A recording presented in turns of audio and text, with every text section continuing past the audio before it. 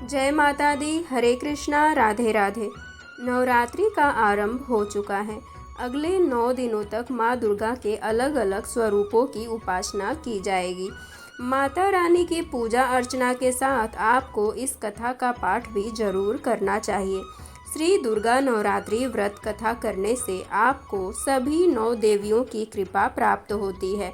बृहस्पति जी बोले, हे ब्रह्मा जी, आप अत्यंत बुद्धिमान, सर्व शास्त्र और चारों वेदों को जानने वाले हैं, श्रेष्ठों में श्रेष्ठ हैं। हे प्रभु, कृपा करके मेरा वचन सुनिए। चैत्र, आश्विन, माघ और आषाढ़ मास के शुक्ल पक्ष में नवरात्र का व्रत और उत्सव क्यों किया जाता है? हे भगवान, इस व्रत का फल क्या है? किस प्रकार करना उचित है? और पहले इस व्रत को किसने किया है, सो विस्तार से कहिए। बृहस्पति जी का ऐसा प्रश्न सुनकर ब्रह्मा जी कहने लगे, हे बृहस्पति, प्राणियों का हित करने की इच्छा से तुमने बहुत ही अच्छा प्रश्न किया है। जो मनुष्य मनोरथ पूर्ण करने वाली दुर्गा महादेवी, सूर्य और नारायण को ध्यान करते हैं, वे मनुष्य धन्य हैं। यह नवरात्र व्रत संपूर्ण कामनाओं को पूर्ण करने वाला है। इसके करने से पुत्र चाहने वाले को पुत्र, धन चाहने वाले को धन, विद्या चाहने वाले को विद्या और सुख चाहने वाले को सुख मिल जाता है। इस व्रत के करने से रोगी मनुष्य का रोग दूर हो जाता है और कारागार में पड़ा हुआ मनुष्य बंधन से छूट जाता है। मनुष्य की तमाम विपत्तियां दूर हो जाती हैं और उसके घर में संपूर्ण संपत्तियां आकर उपस्थित हो जाती है। बंध्या और काक बंध्या के इस व्रत के करने से पुत्र हो जाता है। समस्त पापों को दूर करने वाले इस व्रत के करने से ऐसा कौन सा मनोरथ है जो सिद्ध नहीं हो सकता? यदि व्रत करने वाला मनुष्य सारे दिन का उपवास न कर सके तो एक समय का भोजन करे और उस दिन बांधवों सहित नवरात्रि व्रत की कथा श्रवण करे। हे बृहस्पति, जिसने पहले इस महाव्रत को किया है, उसका पवित्र इतिहास मैं तुमसे कहता हूँ, सुनो। तुम सावधान होकर इसे सुनो।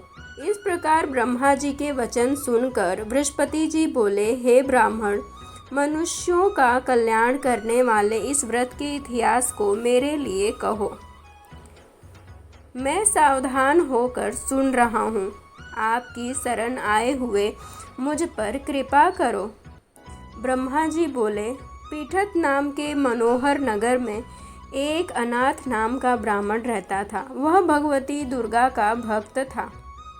उसके संपूर्ण सद्गुणों से युक्त, मानो ब्रह्मा की सबसे पहली रचना हो, ऐसी यथार्थ नाम वाली सुमति नाम की एक अत्यंत सुंदर कन्या पैदा हुई।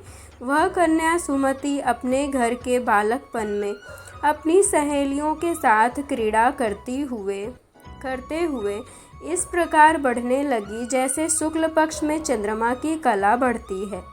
उसका पिता प्रतिदिन दुर्गा की पूजा और होम किया करता था। उस समय वह भी नियम से वहाँ उपस्थित होती थी। एक दिन वह सुमति अपनी सखियों के साथ खेलने लग गई और भगवती के पूजन में उपस्थित नहीं हो पाई। उसके पिता को पुत्री की ऐसी असावधानी देखकर क्रोध आया और पुत्री से कहने लगा कि हे दुष्ट पुत्री, आज प्रभात से तुमने भगवती का पूजन नहीं किया। इस कारण मैं किसी कुष्ठी और दरिद्र मनुष्य के साथ तुम्हारा विवाह कर दूंगा। इस प्रकार कुपित पिता के वचन सुनकर सुमति को बड़ा दुख हुआ और पिता से कहने लगी कि हे पिताजी, मैं आपकी कन्या हूँ। मैं आपके सब तरह से अधीन हूँ। जैसी आपकी इच्छा हो मेरा विवाह कर सकते हो। होगा वही जो मेरे भाग्य में लिखा है। मेरा तो इस पर पूर्ण विश्वास है। मनुष्य न जाने कितने मनोरथों का चिंतन करता है, पर होता वही है जो भाग्य में विधाता ने लिखा है। जो जैसा करता है उसको फल भी उसी प्रकार उस कर्म के अनुसार ही मिलता है, क्योंकि कर्म करना मनुष्य के अधीन है पर फल देव के अधीन है। जैसे अग्नि में पड़े हुए तृण को उसको अधिक प्रदीप्त कर देते हैं, जैसे अग्नि में पड़ा हुआ तृण उसे अधिक प्रदीप्त कर देता है, उसी तरह अपनी कन्या के ऐसे निर्भयता से कहे हुए वचन सुनकर उस ब्राह्मण को और अधिक क्रोध आ जाता है। तब उसने अपनी कन्या का एक कुष्ठी के साथ विवाह कर दिया और अत्यंत क्रुद्ध होकर पुत्री से कहने लगा कि जाओ जाओ, जल्दी जाओ, अपने कर्म का फल भोगो। देखे केवल भाग्य भरोसे पर रहकर क्या करती हो। इस प्रकार से कहे हुए पिता के कटु वचनों को सुनकर सुमति अपने मन में विचार करने लगी कि अहो, मेरा बड़ा दुर्भाग्य है जिससे मुझे ऐसा पति मिला। इस तरह अपने दुख का विचार करती हुई वह सुमति अपने पति के साथ वन चली गई और भयानक वन में कुसा युक्त उस स्थान पर उन्होंने वह रात बड़े कष्ट से व्यतीत की। उस गरीब बालिका की ऐसी दशा देखकर भगवती पूर्व पुण्य के प्रभाव से प्रकट होकर सुमति से कहने लगी कि हे ब्राह्मणी, मैं तुम पर प्रसन्न हूँ, तुम जो चाहो वरदान मांग सकती हो। मैं प्रसन्न होने पर मनोवांछित फल देने वाली हूँ। इस प्रकार भगवती दुर्गा का वचन सुनकर ब्राह्मणी कहने लगी कि आप कौन हैं जो मुझ पर प्रसन्न हुई हैं। यह सब मेरे लिए कहा और अपनी कृपा दृष्टि से मुझ दासी को कृतार्थ करो। ऐसा ब्राह्मणी का वचन सुनकर देवी कहने लगी कि मैं आदि शक्ति हूँ और मैं ही ब्रह्मा, विद्या और सरस्वती हूँ। मैं प्रसन्न होने पर प्राणियों का दुख दूर कर उसको सुख प्रदान करती हूँ। हे ब्राह्मणी, मैं तुम पर तेरे पूर्व जन्म के पुण्य के प्रभाव से प्रसन्न हूँ। तुम्हारे पूर्व जन्म का वृत्तांत सुनाती हूँ, सुनो। तू पूर्व जन्म में निषाद भील की स्त्री थी और अति पतिव्रता थी। एक दिन तेरे पति निषाद ने चोरी की। चोरी करने के कारण तुम दोनों को सिपाहियों ने पकड़ लिया और ले जाकर जेल खाने में कैद कर दिया। उन लोगों ने तेरे को और तेरे पति को भोजन भी नहीं दिया। इस प्रकार नवरात्र के दिनों में तुमने न तो कुछ खाया और न जल ही पिया, इसीलिए 9 दिन तक नवरात्र का व्रत हो गया। हे ब्राह्मणी, उन दिनों में जो व्रत हुआ उस व्रत के प्रभाव से प्रसन्न होकर तुम्हें मनोवांछित वस्तु दे रही हूँ। तुम्हारी जो इच्छा हो सो मांगो। इस प्रकार दुर्गा के कहे वचन सुनकर ब्राह्मणी बोली कि अगर आप मुझ पर प्रसन्न हैं तो हे दुर्गे, आपको प्रणाम करती हूँ। कृपा करके मेरे पति के कोढ़ को दूर करो। देवी कहने लगी कि उन दिनों में जो तुमने व्रत किया था उस व्रत के एक दिन का पुण्य अपने पति का कोढ़ दूर होने के लिए अर्पण करो। मेरे प्रभाव से तेरा पति कोढ़ से रहित और सोने के समान शरीर वाला हो जाएगा। ब्रह्मा जी बोले। इस प्रकार देवी का वचन सुनकर वह ब्राह्मणी बहुत प्रसन्न हुई और पति को निरोग करने की इच्छा से ऐसे बोली। तब तक उसके पति का शरीर भगवती दुर्गा की कृपा से कुष्ठहीन होकर अति कांति युक्त हो गया, जिसकी कांति के सामने चंद्रमा की कांति भी क्षीण हो जाती है। वह ब्राह्मणी पति के मनोहर देह को देखकर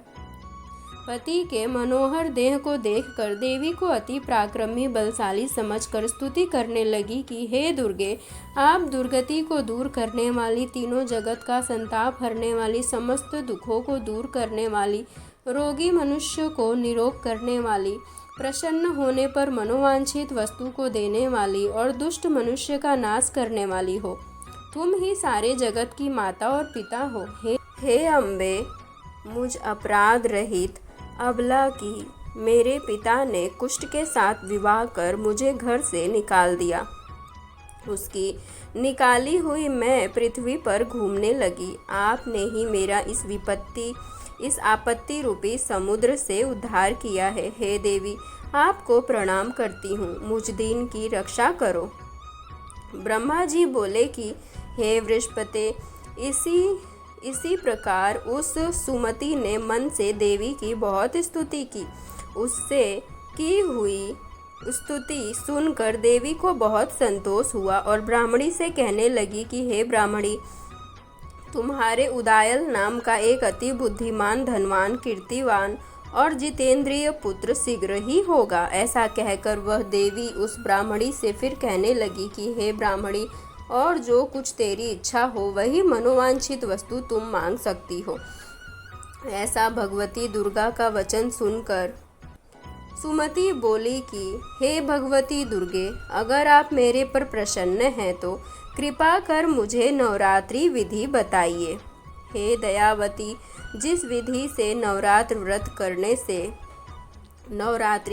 का व्रत करने से आप प्रसन्न होती हैं, उस विधि और उसके फल को मेरे लिए विस्तार से वर्णन करें। इस प्रकार ब्राह्मणी के वचन सुनकर दुर्गा कहने लगी कि हे ब्राह्मणी, मैं तुम्हारे लिए संपूर्ण पापों को दूर करने वाली नवरात्र व्रत विधि को बतलाती हूँ, जिसको सुनने से तमाम पापों से छूटकर मोक्ष की प्राप्ति हो जाती है। आश्विन मास के शुक्ल पक्ष की प्रतिपदा से लेकर 9 दिन तक विधि पूर्वक व्रत करें। यदि दिन भर का व्रत न कर सके तो एक समय का भोजन करें। पढ़े लिखे ब्राह्मणों से पूछकर घट स्थापना करें और वाटिका बनाकर उसको प्रतिदिन जल से सींचें।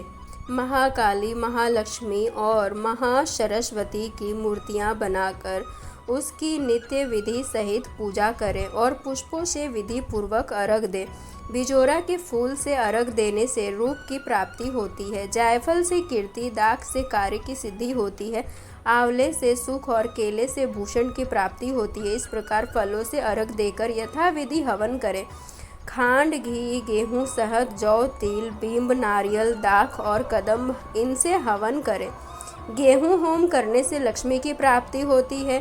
खीर व चंपा के पुष्पों से धन और पत्तनों से तेज और सुख की प्राप्ति होती है। आंवले से कीर्ति और केले से पुत्र होता है। कमल से राज सम्मान और दुखों से सुख संपत्ति की प्राप्ति होती है। व्रत करने वाला मनुष्य इस विधान से होम कर आचार्य को अत्यंत नम्रता के साथ प्रणाम करे और यज्ञ की सिद्धि के लिए उसे दक्षिणा दे। इस महाव्रत को पहले बताई हुई विधि के अनुसार जो कोई करता है उसके सब मनोरथ सिद्ध हो जाते हैं। इसमें तनिक भी संशय नहीं है। इन 9 दिनों में जो कुछ दान आदि दिया जाता है उसका करोड़ों गुना फल मिलता है। इस नवरात्रि के व्रत करने से ही अश्वमेघ यज्ञ का फल मिलता है। हे ब्राह्मणी, इस संपूर्ण कामनाओं को पूर्ण करने वाले उत्तम व्रत को तीर्थ, मंदिर अथवा घर में ही विधि के अनुसार करें। ब्रह्मा जी बोले कि हे बृहस्पति, इस प्रकार ब्राह्मणी को व्रत की विधि और फल बताकर देवी अंतर ध्यान हो गई। जो मनुष्य या स्त्री इस व्रत को भक्ति पूर्वक करता है वह इस लोक में सुख पाकर अंत में दुर्लभ मोक्ष को प्राप्त होता है। हे बृहस्पति, यह दुर्लभ व्रत का महात्म्य मैंने तुम्हारे लिए बतलाया है। ऐसा ब्रह्मा जी के वचन सुनकर बृहस्पति जी आनंद के कारण रोमांचित हो गए और ब्रह्मा जी से कहने लगे, हे ब्रह्मा जी, आपने मुझ पर अति कृपा की जो के समान इस नवरात्रि व्रत का महात्म्य सुनाया। हे प्रभु, आपके बिना और कौन इस महात्म्य को सुना सकता है। ऐसे बृहस्पति जी के वचन सुनकर ब्रह्मा जी बोले कि हे बृहस्पति, तुमने सब प्राणियों का हित करने वाले इस अलौकिक व्रत को पूछा है, इसीलिए तुम धन्य हो। यह भगवती शक्ति संपूर्ण लोकों का पालन करने वाली है। इस महादेवी के प्रभाव को कौन जान सकता है। हरे कृष्णा, राधे राधे, जय माता दी।